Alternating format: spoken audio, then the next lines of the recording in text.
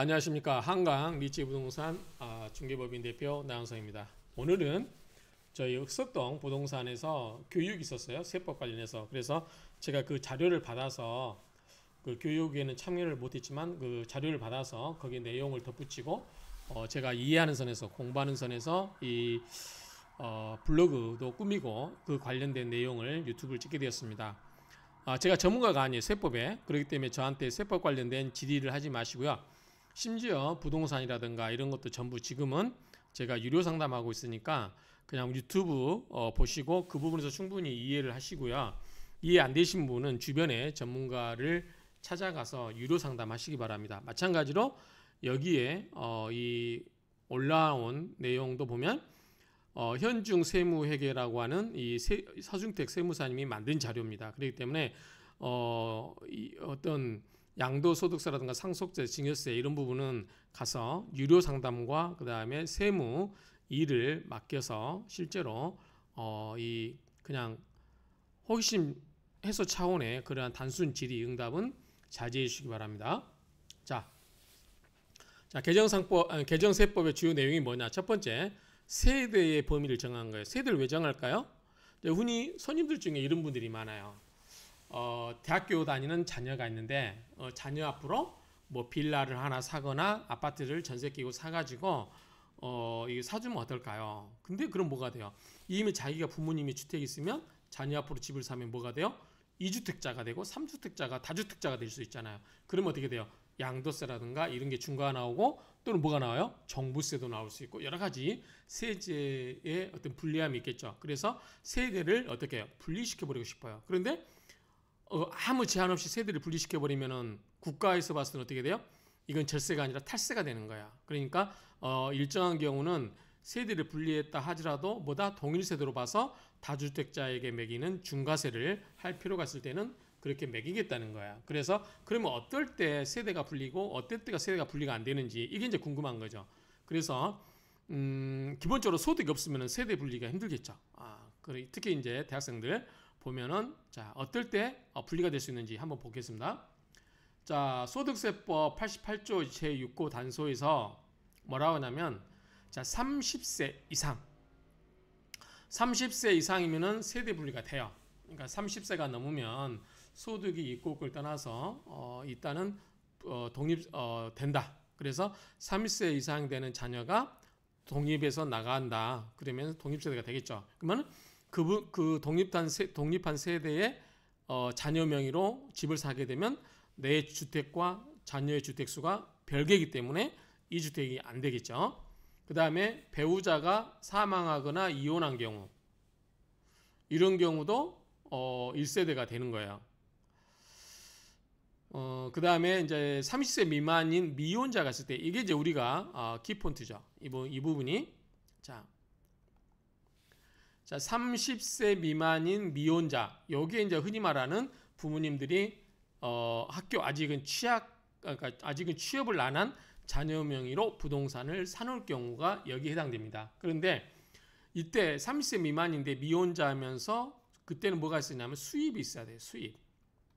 수입이 있으면 상관없잖아요. 자기가 자기 생계를 꾸려나갈 정도로 뭐가 있어야 된다는 거죠. 그런데 아르바이트에서 한 달에 20만 원 버는데 독립세대로 보아주면 될까 안 될까요? 안 되겠죠. 20만 원 갖고 어떻게 살고 뭐예요? 세금을 어떻게 내요? 말이 안 되는 거잖아요. 그렇기 때문에 일정한 소득 이상을 정하고 있어요. 그게 뭐냐면 국민기초생활보장법에 따른 중위소득 40% 이상을 요구하고 있어요. 그리고 또 뭐냐면 그 주택이라든가 토지를 관리 유지하면서 독립된 생계를 유지할 수 있는 경우입니다.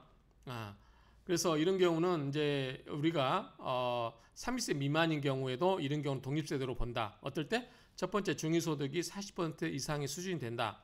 그러면 이제 요게 중위소득 40%가 얼마나 되는지를 알아봐야 되겠죠. 그리고 이제 그거를 충분히 이 소유하고 있는 주택이라든가 토지를 유지하고 관리할 수 있어야 되겠죠. 그래서 독립된 생계를 유지할 수 있는 경우다. 자 미성년자 경우는 제외한다. 그러니까 30세 미만이라 하더라도 미성년자 경우는 제외하는데 일정한 경우도 인정되는 경우가 있어요. 미성년자의 결혼이라든가 가족의 사망 그 밖에 기획재정부이 정하는 사유에 1세대의 구성이 불가피한 경우는 미성년자도 인정을 해준다 그 이야기입니다. 그래서 키포인트는 이거다. 30세 미만의 미혼자의 경우는 일정한 소득이 있어야만 독립된 세대로 보는데 어떠냐 그 말이죠. 자, 이게 뭐냐면 여기 보시면 12개월간, 그러니까 중위소득이 40% 이상인데 이게 얼마냐?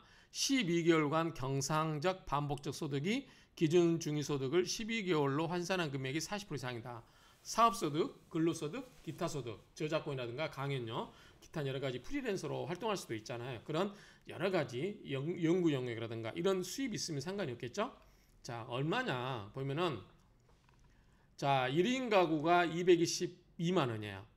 혼자 사는 경우. 그러니까 아직 30세 미만의 자녀가 월 223만 원 정도 벌면은 독립세대를 구성할 수 있다. 거꾸로 만약에 이 금액을 못 벌면 독립세대로 인정을 못 받죠. 그래서 이 금액을 보면은 223만 원 정도의 40%가 89만 1천 원 정도 되는데요. 이 금액의 40%니까 그래서 이 금액을 12번, 12개월로 곱해버리면 1,069만 원인데요. 그러니까 1년에 적어도 수입이 1,100만 원 이상 정도 되어야, 정확히 말하면 1,070만 원 정도 이상이 되어야 별도로 독립세대가 된다 그 말이에요. 그러니까 자녀가 한 달에 50만 원씩 알바하면 뭐예요? 600만 원이잖아요. 그러면 독립세대 알바하는데 그 자녀 앞으로 집을 사두면 독립세대가 된다 안 된다? 안 된다는 거죠. 그래서 적어도 1년에 한 1,100만 원 이상 정도 벌어야 그 자녀가 독립해서 살 수 있고 그 독립세대 자녀가 집을 갖고 있다고 했을 때 내 집 개수와는 별개로 독립된 집 개수로 인정받을 수 있다. 이렇게 이해하시면 되겠습니다. 자, 두 번째 세법상 주택 개념을 정비인데 옛날에는 세대의 그 구성이 독립된 주거, 그러니까 우리가 이제 실질적으로 공부상의 용도 관계없이 실질적으로 주거로 쓰면은 주택으로 보죠. 오피스텔도 마찬가지고. 그래서 이제 이 주택의 개념을 좀 더 세부하게 세부적으로 이제 규정한 게 뭐냐면 세대별로 구분된 각각의 공간마다 별도의 출입문, 화장실, 취사시설 여기에 있어야 되는 거죠. 세 개가.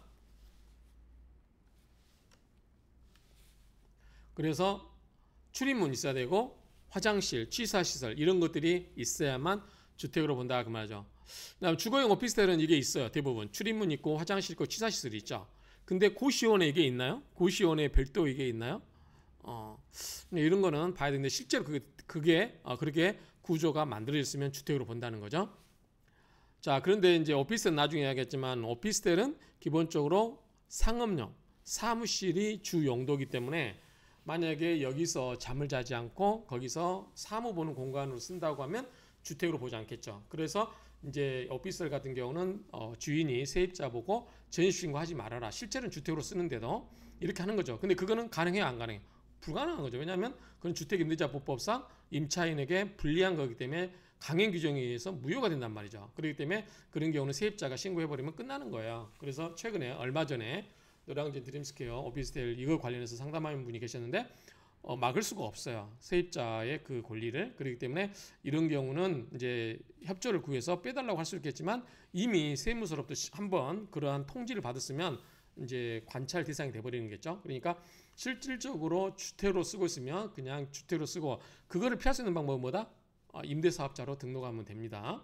자, 그래서 이 오피스텔이든가 뭐가 됐든가 이거는 실제 주거 용도가 중요하다. 우리가 이제 주택임대차보법에 이제 우리 공부할 때 그거 있잖아요. 예컨대 그 옛날에 커피숍 다방에 방 한 칸을 마련해서 실제로 거기서 살아요. 그럼 이게 주택이 아니에요. 주택자보호법의 주택으로 본다. 왜냐하면 실질 용도가 주거용으로 쓰고 있으니까. 그렇게 이해하시면 돼요. 그러니까 어쨌든 공부상 주택이고 뭐가 중요한 게 아니라 실질적으로 주거로 쓸 수 있으면 주택으로 쓸 수 있으면 주택의 개념이 된다. 이렇게 보시면 될 것 같아요. 그 다음에 1세대 1주택 비과세 보유기간 계산 방법을 명확히 하는데 자, 양도소득 금액이라는 것은 양도 차익, 매매가에서 뭐가 빼죠? 매입 가격을 빼야 되겠죠. 매도 가격에서 매입 가격 빼고 거기에 이제 여러 가지 이제 뭐가 있죠? 비용들 있죠. 필수 비용, 뭐 취등록세라든가 중개수수료 이런 거 있잖아. 이런 걸 다 빼고 거기에다가 이제 일정한 장기 보유 특별 공제를 빼야 되겠죠. 그게 양도소득 금액이 됩니다. 양도 차익에서 장기 보유 특별 공제를 뺀 게 양도 소득 금액이 된다. 이렇게 보시면 될 것 같아요.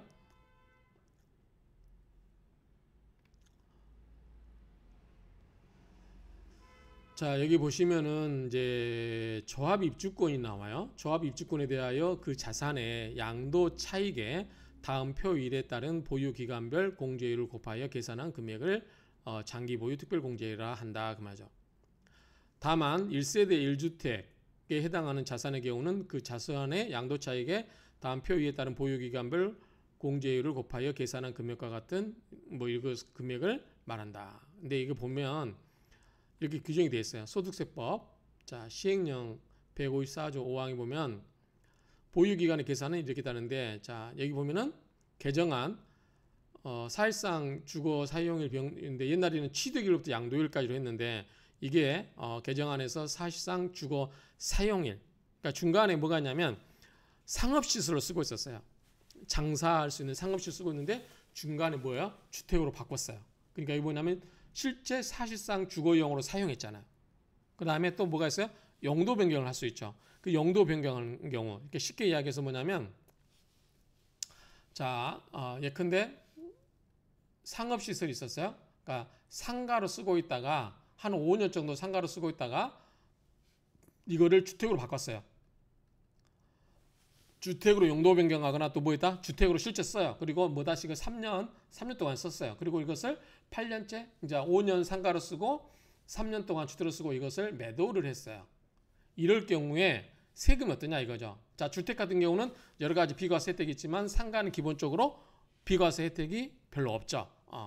기간에 따른 그런 여러 가지 그건 있지만 주택처럼 1세대 1주택 같은 경우는 세금을 면제해 주는 게 있지만 상가는 기본적으로 그런 게 없어요. 그래서 세금 혜택을 받기 위해서 상가를 주택으로 바꿔서 이렇게 할 경우에 어떻게 이것을 계산할 거냐 그 이야기입니다.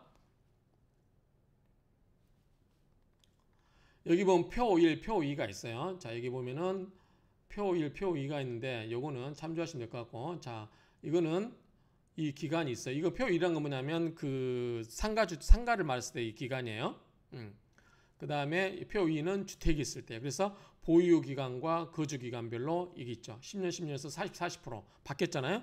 옛날에는 그런 게 없었다가 이제 주택 같은 경우는 보유 기간, 거주 기간 각각 최대 40%씩 해서 80%로 바뀌었죠. 그 내용이 여기 있습니다.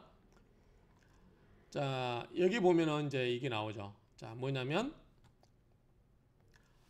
이 세무교육에 있는 세무사님이 주신 자료에 이제 예로 나와 있는데 A 건물을 상가로 5년 보유했어요. 자, 상가로 5년을 보유했어요. 그리고 주택으로 변경해서 3년간 보유 후 해당 주택을 매매했어요. 자, 보유하고 그 다음에 주택에서 3년 보유, 3년 거주했다. 거주까지 했죠? 이런 경우 세율이 어떻게 되냐? 자, 종전 규정에 의하면 전체 보유기간 표 1. 자, 여기 보면 전체 기간이 뭐예요? 8년이죠. 그러니까 8년에 대한 전체 보유기간이기 때문에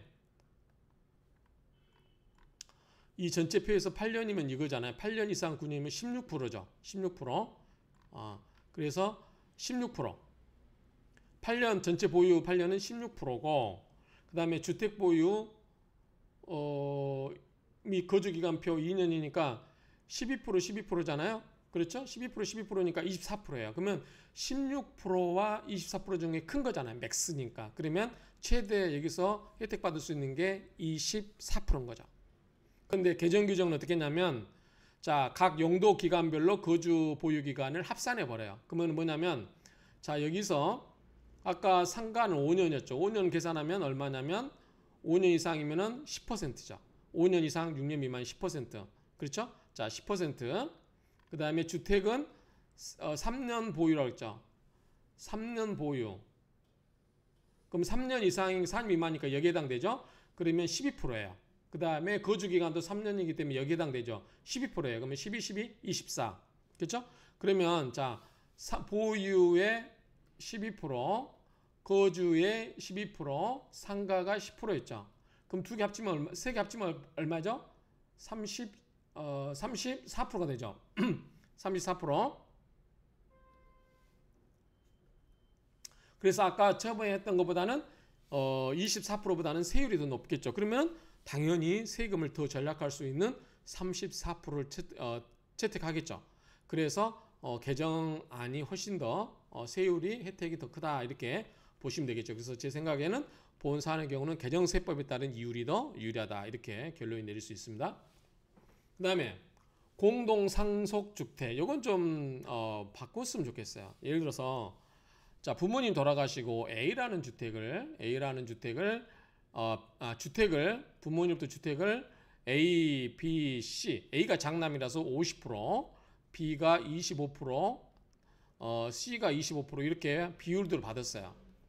자 옛날에는 비율이 가장 큰 사람 최연장자 뭐 이런 사람이 실제 거주한 경우만 봤어요. 그런데 법을 바뀌어서 어떻게 하냐면 실제 거주하고 있는 사람이 거주하는 거를 적용한다는 거죠. 그러면 만약에 이제 A는 50% 장남인데 자기 집이 따로 있어서 자기 집에서 살았어요. 이 부모 집에서 살지를 않았어요. 그럼 거주 기간이었기 때문에 A, B, C 전부 다 실제로 이 집에서 거주하지 않는 것처럼 돼버리기 때문에 양도세를 더 많이 내게 되겠죠. 근데 법이 바뀌어가지고 만약에 이 사람 중에서 한 사람이라도 거주하면 그 사람이 가장 오래 산 사람. 예컨대 B는 2년, A는 안 살고 C는 1년 살았다면 누가 2년 산 사람이 제일 길게 살았죠. 그러면 이 사람 거를 적용한다는 거죠. 그래서 이 사람 거를 적용해서 A나 C는 안 살거나 1년밖에 살지 않았지만 2년 산 걸로 인정해줘 가지고 양도세 혜택을 주겠다는 취지입니다. 그 내용이기 때문에 한번 내용을 보겠습니다.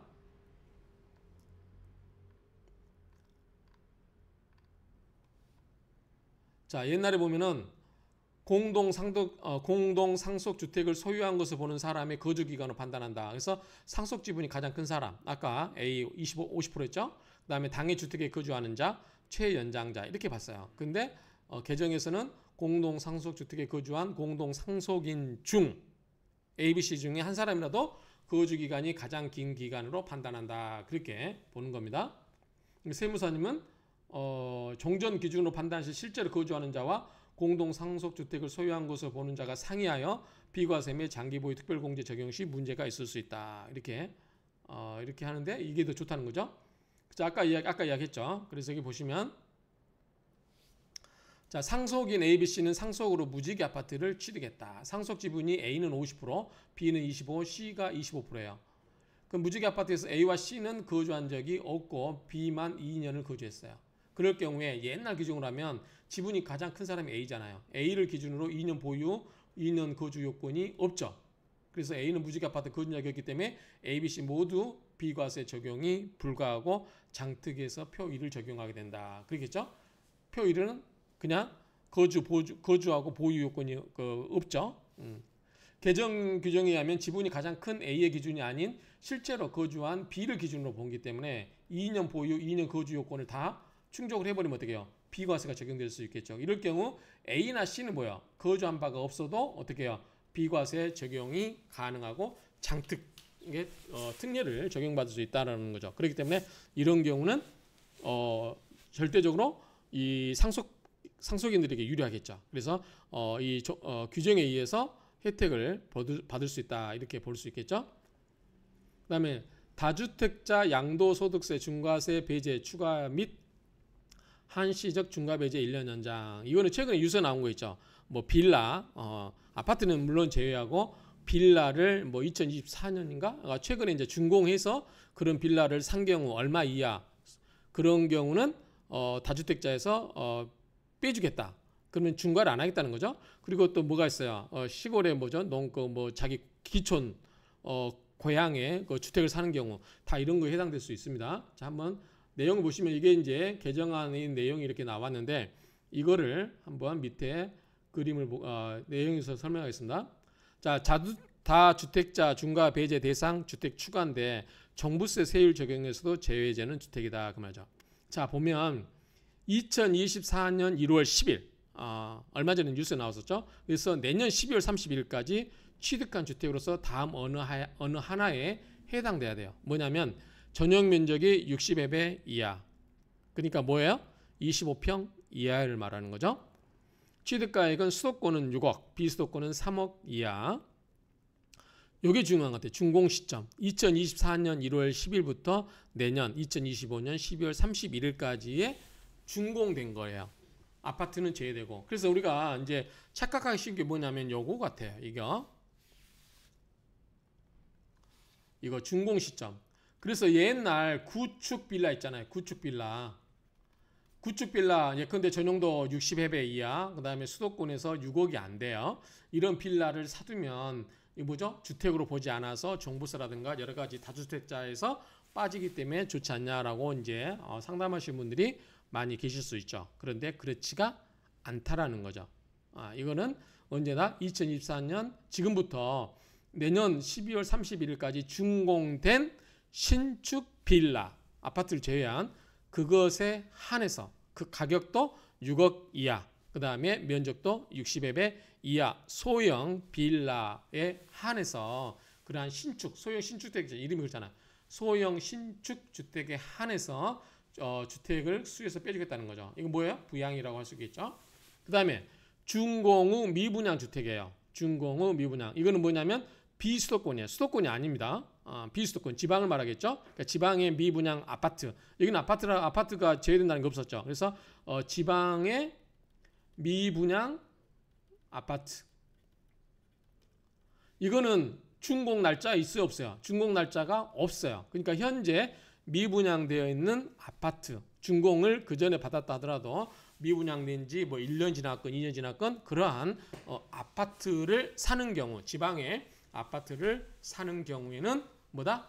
이 주택으로 봐주지 않겠다. 그러니까 다주택자로 치는 그 주택에 들어가지 않겠다. 제가 이 앞에서 이거 관련된 유튜브를 찍었죠. 근데 이거 사시면 된다 안 된다?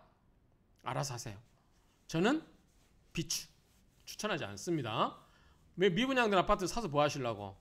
집값이 뛸 것 같아요? 폭등할 것 같아요? 지방 폭등할 것 같으면 사세요, 많이. 제가 아시는 분들 지방에 그 옛날 버스 타고 막 돌아다니시는 분 있었죠. 버스 타고 지방 가서 뭐 여수인가? 어디 그런 데 가가지고 이제 제가 이제 투자를 해가지고 그분 돈이 많이 버셨는데 그 뒤로 막 이게 본인 이제 투자한다고 여기저기 다니면서 버스 대절해가 버스 대절하고 막 간 그 뉴스에 나왔었잖아요. 지금 그분들 어떻게 될지 궁금해요. 어떻게 됐는지. 그러니까 지방의 미분양 아파트는 왜 수도권을 뺏겼어요? 지방이 비수도권이잖아요. 이거 정부에서 막 이거 세제 혜택 준다고 이거 살 필요가 있다 없다? 없다. 제가 뭐라고 했어요? 살 수 있는 거는 주택이 아니라 뭐다? 땅을 사놔라. 땅을 사놔도 된다고 생각해요. 뭐 땅 어디 가는 건 아니니까. 그 땅 갖고 있다고 해서 뭐 재산세 많이 내는 것도 아니고 하니까 돈 여유가 있으신 분은 이제 땅에 좀 투자하셔도 된다 이렇게 말씀을 드렸습니다. 제 전에 유튜브에서 말씀드렸고, 자, 저는 그 실제로 양평에 땅을 좀 많이 투자해놨습니다. 계속 인구도 늘어나죠. 그 다음에 이제 한시적 중과배제 기간 1년 더 연장인데 이게 내년 25년 5월 9일까지 이게 더 1년이 더 연장이 됐나 봅니다. 그래서 보시면 될 것 같고, 그 다음에 혼인출산 증여재산 공제예요. 자, 이건 뭐냐면, 자, 이걸 보면 옛날에 우리 그 자녀한테 증여할 때 성인인가요? 성인한테 자녀한테 증여할 때는 얼마죠? 5천이었어요. 5천은 세금을 안 내죠. 증여세를 안 냅니다. 미성년자 자녀한테는 2천만 원인가요? 옛날에 1,000만 원이었던 것 같은데. 그래서 옛날 노무현 대통령도 그 손주에게인가 그렇게 뭐 1,000만 원인가 이렇게 증여한 그 뉴스를 본 것 같아요. 그런데 자, 이렇게 자녀한테 5천만 원은 이제 세금 증여세를 안 내는데 지금 뭐냐면 결혼 전후, 자, 결혼 전후 있죠. 어디 있죠?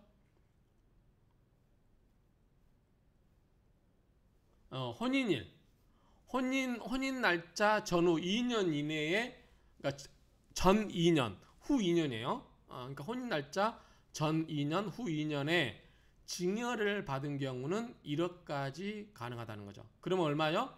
요것과 별개예요. 여기 보시면 2약 및 5.3조 2호 이게요. 5천만 원이고 미성년은 2천만 원이에요. 이것과 별개로 그렇죠. 별개로. 이것과 별개로 1억이라죠. 그러니까 5천만 원 플러스 1억이기 때문에 1억 5천이에요. 1억 5천을 증여를 받을 수 있다. 그럼 혼인하면은 남자가 1억 5천, 그 다음에 여자가 자기 친정에서 1억 5천 받으면 얼마예요? 3억을 증여세 안 내고 공제받을 수 있다. 뭐 할 때? 결혼할 때. 결혼 날짜 전후 2년씩 이렇게 계산하시면 됩니다. 근데 이제 여기서 그러면 엄마 아빠가 이혼을 했어요. 그러면 아버지로부터 1억 5천, 뭐 1억 어머니로부터 1억 5천. 왜냐하면 분리가 됐으니까 이제 따로 사니까 이혼을 했으니까 그러면 3억을 받고 여자도 3억 받고 하면 6억을 받을 수 있는 거 아니나 이렇게 생각할 수 있겠죠. 그런데 그렇지가 않죠. 자, 여기는 법 규정이 뭐라고 됐냐면 직계 전속이라고만 돼 있어요. 직계 전속은 뭐죠? 부모잖아요. 그러니까 부모가 합산해서 1억 5천인 거지 이혼했다 하더라도 따로따로 1억 5천씩이 아니다. 이렇게 이거는 제가 세무사님한테 물어봤습니다. 그러니까 1억 5천씩 해서 따로 3억을 받을 수 있는 건 아니다. 그래서 남자 1억 5천, 여자 1억 5천에서 토탈 3억은 받을 수 있다. 그런데 못 받는 사람도 있기 때문에 너무 또 이걸 또 강조하면 상대적 박탈감을 느낄 수도 있죠. 또 하나가 뭐냐면 거주자가 직계 전속으로부터 자녀의 출생일 또는 입양일로부터 2년 이내에 증여를 받는 경우는 제1항 요거죠. 1억 5천씩 받는 거 외에 그 다음에 523조 2호 또 이거에 5천만 원 이런 것과 별개로 공제를 한다는 거죠. 결국은 뭐예요? 그러면 지금 법에 의하면 자 출생할 때 1억 5천 가능하죠? 1억이라고 했으니까 그 다음에 결혼할 때 1억 5천 토탈 얼마예요? 3억 정도는 결혼하기 전까지 결혼을 할 때까지 3억 정도는 증여가 가능하다 이렇게 보는 거죠. 3억 정도는 그 정도 보시면 될 것 같습니다. 뭐 나머지 기타 사항은 막 구구절절 있는데 법에 상속 및 증여세법 523조 2에 있으니까 여러분들이 한번 화면을 정지시켜 놓고 읽어보시고 일정한 경우는 뭐 다시 또 뭐 혼인이 무효가 된 거 어쩔 때는 막 또 반납하고 어쩔 때는 그런 내용이 있는데 다 기본적인 것만 이해하시면 될 것 같아요. 자, 혼인 출산 증여 재산 공제 2024년 1월 1일 이후부터 증여부부터 적용이 되고 직계전속이 직계비속에게 해야 되고 혼인 전 2년, 혼인 후 2년 이내에 또는 출산일로부터 2년 이내에 증여하는 경우다. 출산일은 전이 없어요. 1억 원을 한도로 증여 재산 공제를 적용한다. 혼인 증여 및 재산 공제 및 출산 증여 재산 공제 합계 한도액이 1억이다. 자, 세무사님이 교육자료에서 Q&A 올려놨던데 자 2023년도에 1억 원을 자금을 대여해 줬는데 왜냐하면 2024년 1월 1일부터 적용한다고 했으니까 그 전에 돈을 빌려줬어요. 1억을 대여해 줬어요. 차용증 쓰고 근데 이를 상환하는 방식으로 혼인 증여 재산 공제가 가능한 건지 근데 이게 실무적으로 좀 어렵지 않겠냐. 왜냐하면 채무 면제 등에 따른 증여가 혼인 출산 증여 재산 공제에서 제외를 했다. 제의가 아니고 제외겠죠. 그런 내용이기 때문에 좀 어렵다. 이렇게 보면 될 것 같아요. 자, 기타 이제 개정세법 관련해서 해석하는 뭐 재경부라든가 이런 여러 가지 해석 사항에 대해서 중요한 게 있어서 몇 가지를 한번 보겠습니다. 자, 장기 임대주택이 재개발 등으로 멸실하는 경우 거주주택 양도 기한은 언제까지 해야 되냐. 이거 뭐냐면 이거예요. 자, 갑이라는 사람이 A라는 주택을 갖고 있어요. 살고 있어요. 근데 B라는 주택을 이미 임대사업자, 민간 임대사업자겠죠? 장기 임대주택, 민간 임대주택으로 등록을 해서 살고 있어요. 그럼 이분은 주택을 실로 뭘로 봐요? 종부세라든가 재산세 또는 양도세에서 뭐래요? 이거는 주택으로 보지 않아요. 그렇기 때문에 한주택이에요. 그런데 여기에 임대주택을 쓰고 있는 게 여기 뭐예요? 재개발로 철거를 할 위기에 처해 있어요. 그러면 이 A라는 주택을 언제까지 팔아야 되는 거죠? 그럴 때는 자, 이 임대주택이 시, 군, 구청의 등록 말소 이전에 이 A라는 주택을 팔면 어떻게 된다? 비과세 특력이 적용이 가능하다 그 말이죠. 자, 이거는 재개발로 어쩔 수 없이 허물어야 되니까 이게 지금 기간이 있을 수 있잖아요. 뭐 예컨대 8년, 10년 장기 이런 게 있잖아요. 근데 그 전에 아마 재개발로 이렇게 들어갈 때는 그 전에 이 살고 있는 주택에 대한 혜택을 받으려면 이것이 철거되기 전에 말소하기 전에 이 기존의 주택을 처분하게 되면 이런 경우는 비과세 혜택을 받게 된다라는 취지로 이해됩니다. 자, 두 번째. 거주주택 비과세 특례인데 장기임대주택과 거주주택 보유자가 2년 이상 거주한 주택을 양도하고 그 주택의 비과세 여부 판단 시 장기 임대 주택은 주택수에서 제외되므로 거주 주택은 1세대 1주택 비과세 적용이 된다. 당연하죠? 자, 아까 말한 것처럼 주택으로 하나밖에 안 본다고 그랬어요. 임대주택인 경우. 그렇죠? 그렇기 때문에 이제 옛날에 임대주택을 사업을 등록해 주신 분들 좋아요. 예컨대 A라는 주택이 있고 B, C, D, E 이런 주택을 임대사업자로 해놨다. 그러면은 이제 어떻게 되냐? 이런 경우는 뭐 임대사업자는 주택수에서 빠지니까 요걸 하나 팔았을 때 A는 뭐예요? 비과세 혜택을 받을 수 있다라는 거예요. 그래서 이런 경우는 자 거주주택이죠. 이거는 A가 지역을 불문하고 거주기간이 2년 이상이면 돼요. 그 다음에 생애 1회 거주주택에 해당할 것이다. 이거는 2019년 2월 10일 이후부터예요. 그러니까 그 전에 취득했으면 그 생애 1회가 아니라 여러 번도 받을 수 있다고 해석되겠죠. 만약에 아니라면 댓글로 남겨주시고요. 어쨌든 2019년 2월 12일 이후에 취득한 주택에 한해서 그렇게 1회만 된다. 한 번만. 그래서 어떻게 해요? 나머지는 이제 살아야 되겠죠. 그 다음에 직전 거주주택 양도 시 보유한 임대주택은 직전 거주주택 양도일 2년 이상 거주한다는 거죠.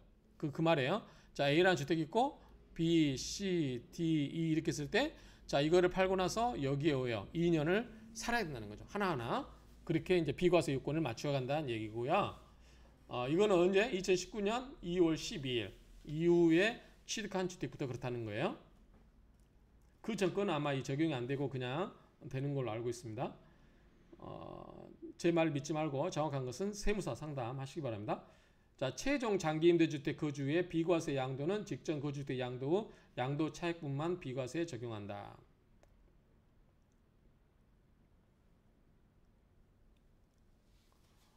자, 이거는 참고하시면 될 것 같고요. 장기임대주택. 상생임대주택은 뒤에서 나오니까 넘어갑니다. 자, 장기임대주택은 뭐냐면 임대 개시일 당시 기준시가가 6억, 수도권은 3억 이하. 이거는 근데 고민하실 필요가 없는 게 등록할 때 이미 구청에서 걸러줘요, 이거를. 그렇기 때문에 이미 이제 끝난 얘기예요. 지금은 아파트 임대사업자 할 수도 없잖아요. 그렇기 때문에 임대 개시일 당시 기준시가 6억.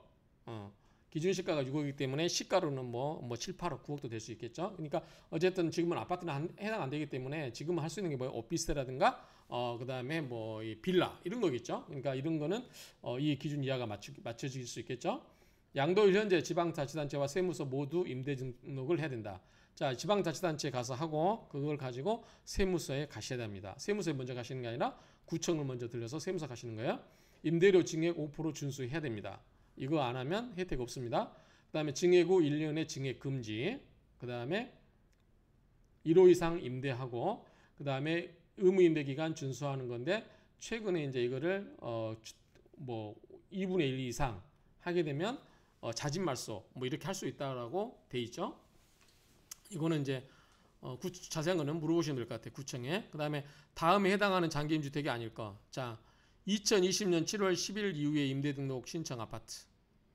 그다음에 2020년 7월 10일 이후에 단기에서 장기로 변경 신공한 임대주택. 이런 주택이 아닐 경우에 이런 혜택을 받을 수 있다라는 거죠.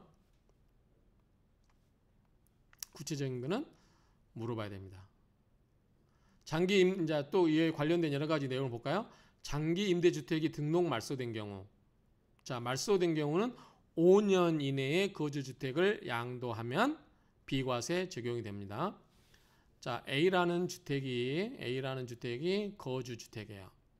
자, B라는 주택이 임대주택이에요.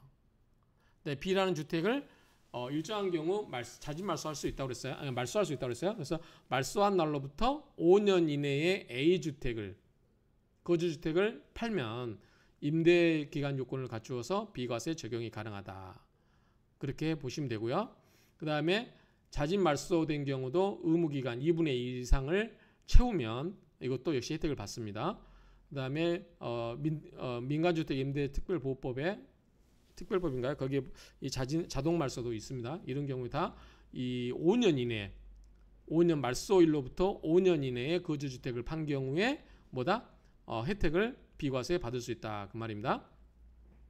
자, 자동 말소 및 자진 말소 대상 임대주택은 단기 4년 또는 장기 8년 중 아파트만 말소 대상이다. 따라서 아파트가 아닌 오피스텔이라든가 다가구, 다세대, 연립주택은 말소 대상이 아니다. 이제 이거는 이제 말소 자동으로 시켜버리겠다는 거죠. 그래서 아파트는 자동 말소 시켜버리기 때문에 계속 아파트를 임대주택으로 민간 임대주택으로 계속 갖고 있을 수 있다 없다? 기간이 지나면 안 된다 그 말이겠죠.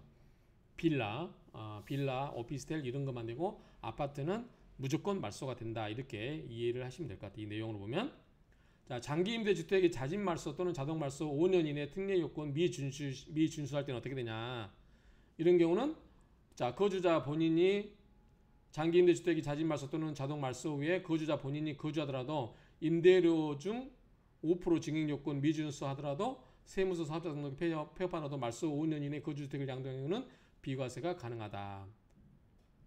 그러니까 자동 말소했어요. 임대주택을. 근데 내가 거기 가서 살았어요. 살더라도 내가 5년 이내 팔면 어떻게 해요? 이런 경우는 비과세가 가능하다 그 말이죠. 그래서 말소를 해버리면 내가 들어가 살거나 또는 임대를 하더라도 5% 이상 올릴 수가 있겠죠. 올릴 수가 있더라도 임대사업자는 5% 이상 올릴 수가 없잖아요. 그런데 5% 이상 올리더라도 5년 내에 팔면 비과세 혜택이 있다 그 말이죠. 굉장히 좋은 것 같아요. 5년 내만 팔면 되니까. 세무서 사업자 등록 폐업하더라고. 세무사업자 폐업한다는 건 무슨 말이에요? 이거는 민간 임대사업자로서 폐지하는 거죠. 일반 임대사업자가 아닌 그런 경우를 의미한다 이렇게 보시면 될 것 같아요. 그다음 장기 임대주택의 임대기간 요건을 충족하기 전에 거주주택을 먼저 양도한 경우. 아까 이거는 이제 재개발 같은 경우는 가능하다고 그랬죠. 자 이런 경우는 어떻게 하냐. 장기 임대기간 아직은 내가 혜택이 없어요. 근데 지금 혜택 그 장기 임대주택 민간 임대주택이 있기 때문에 내가 살고 있는 주택을 팔 때 뭘로 1주택으로 본다고 그랬잖아요. 근데 내가 미리서 팔았어요. 그럴 경우 어떠냐? 그러면 이 장기 임대주택이 그것을 계속 준수하면 되겠죠. 그래서 장기 임대주택의 임대 의무 기간을 충족하기 전에 거주주택을 먼저 양도하는 경우에도 비과세 적용이 가능하다. 단 임대 기간을 충족하지 못한다. 그러면은 그 충족하지 못한 날로부터 2개월 이내에 양도소득세 신고라는 거죠. 그러니까 내가 살고 있는 주택을 미리서 팔 수 있어요. 그렇지만 내가 이 팔므로써 임대사업을 했기 때문에 거기에 따른 혜택을 보고 있다고 하면 임대주택을 계속 그 의무사항을 유지하라는 거죠. 그러면 그 전에 팔더라도 세금 혜택을 주겠다는 거죠. 만약에 그렇지 못하면 양도세를 토해내라 이야기죠.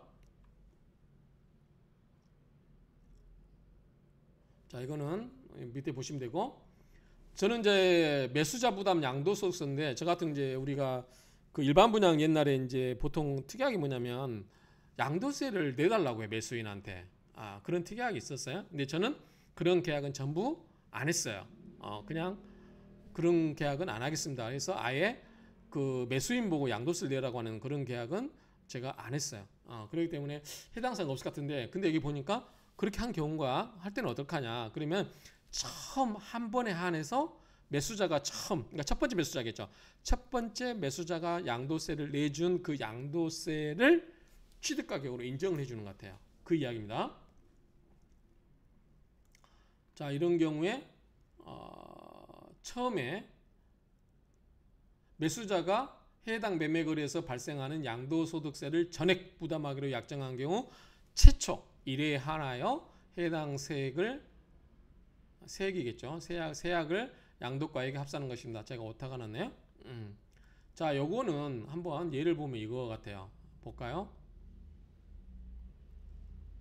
제가 이건 안 해본 거래라서 자, 분양권 전매 계약을 해가지고 양도 차익이 2천만 원이었어요. 근데 기본 공제가 25만 원, 250이기 때문에 그다음에 중과세율은 44%죠. 그러면은 2천만 원에서 250 빼고 44%하면 여기 있죠? 그러면 770만 원이에요. 이게 양도세예요. 양도세입니다. 요거를 누가 내줘? 매수자가 내줘요. 그러면 어찌든 요거를 합산하는 거죠. 2천만 원에다가 요걸 합쳐버려요. 그래서 2천만 원에다가 770만 원 합쳐서 빼고 기본공제 250만 원 빼고 44% 계산하면 1,100만 원이 됩니다. 1,100만 원.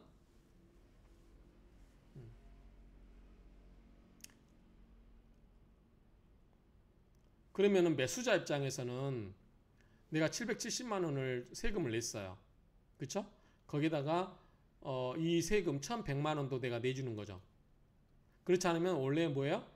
양도 차익이 770만 원을 770만 원을 추가로 내주는 거죠. 그렇죠? 이거를 내가 떠안아주는 대신에 요거를 뭐다? 취득가액에다 넣어버리기 때문에 비용으로 잡아주기 때문에 그만큼 내가 양도 차익을 더 적게 낼 수도 있겠죠. 맞나요, 이야기가? 아무튼 별로 흔하지 않는 거래라서 그냥 이거는 나중에 실제로 일이 일어났을 때 세무사님한테 물어보면 될 것 같아요. 자, 오피스텔 거주 요건 관련 얘기인데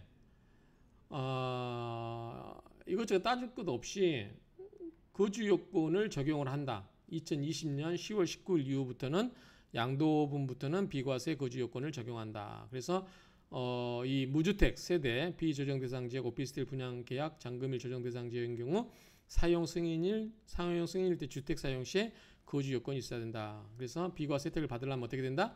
이때 거주해야 되는 그러한 요건이 있다라는 정도로 보면 될 것 같아요. 요지 한번 볼까요? 무주택 세대가, 그러니까 주택을 갖고 있지 않는 세대가 조정 대상 지역 공고 이전에, 그러니까 조정 대상 지역 공고 이전에 오피스텔 분양 계약을 했어요. 해당 오피스텔이 조정 대상 지역 공고 이후에 완공되어서 주거용으로 사용할 경우 뭐다? 이거는 주택으로 보는 거죠. 그런데 2022년 10월 19일 이후에 양도부터는 비과세 거주 요건을 적용한다. 그래서 오피스텔도 비과세를 받고 싶으면 어떻게 된다? 실제로는 이 거주 요건을 충족하라는 거죠. 그래서 거주를 하지 않으면 비과세 받기가 힘들다. 이렇게 보면 될 것 같아요. 그래서 저 같은 경우는 이제 손님들한테 뭐라고 하냐면 오피스 같은 경우는 임대사업자로 등록을 하라고 그래요. 그러면 아까 이야기했잖아요. 오피스텔을 실제로는 주거로 쓰고 있는데 전입신고 못하게 하면은 세를 놓기도 힘들고, 그래서 분양받을 때 이거를 임대사업자로 등록하면 취득세도 감면 혜택이 있습니다. 85%가 혜택이 돼요. 그러니까 취득세도 감면되고 임대사업자로 등록을 하고, 그러면 이제 단점은 세를 그만큼 많이 못 올려받을 수는 있지만 오피스텔은 그렇게 많이 올라가지가 않으니까 그냥 속 편하게 임대사업자로 등록한 게 훨씬 유리하다. 이 정도 이야기하면 될 것 같아요. 그래서 가급적이면 FM대로 해라. 이렇게 제가 많이 조언을 합니다. 이상으로 2024년 개정사법에 있어서 세무교육자료에 나와 있는 주요 내용에 대해서 한번 살펴보았습니다.